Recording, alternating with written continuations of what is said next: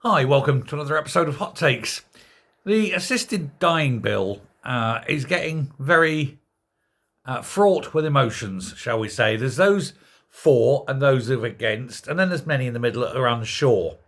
But with the legal side and protection taken away, no one is saying now that you have a judge. They want to do it by a panel of basically civil servants, thus removing any sort of legal protection for family or doctors. It's turned a lot of people off, particularly MPs who are now starting to question the validity of it without having that judicial presence.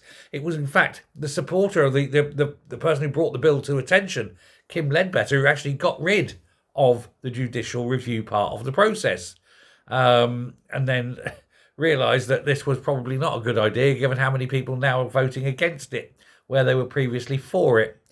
It's going to go into a delaying process now. It could be another 2 years before it rears its head. And she's saying, well, it's not fair. There's a lot of people already now dying who would like the choice and who can't have it.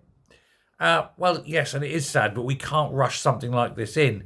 Otherwise, you're going to end up like Canada, where people go for a bit of depression and get advised to kill themselves. Literally that bad. But now the passions are inflamed. They're saying this choice must be put in and it must happen quickly. This is those who are for it, of course. Esther Ranson's daughter has said that Esther's in a bad way and wants this to go through. I think it's all far too late for Esther. She's 84, you know. But it's said that she's no longer responding to her terminal cancer drugs. And that's fine.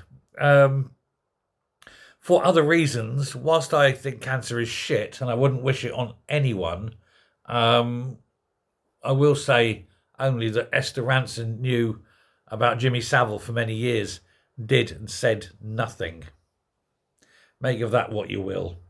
But Ledbetter said that MPs must be allowed to decide for themselves if this is the right thing to do in order to give terminally ill people choice at the end. Yes, and I think it is the right thing to do to give them the choice, but it's got to be under a judge's say-so on a case-by-case basis. This is so that afterwards the family can't sue the doctor for murder or something. It's very important. And if Ledbetter, you have to ask why Ledbetter wanted the judge taken away. Is it because a judge might say no? Who knows? You see, if you have a little cabal of civil servants, they'll be glad to get these people off. Well, they're costing us a lot of money. We've got to pay that pension and all those cancer drugs and everything. It's cost money. If they could just go, it'd be cheaper, wouldn't it?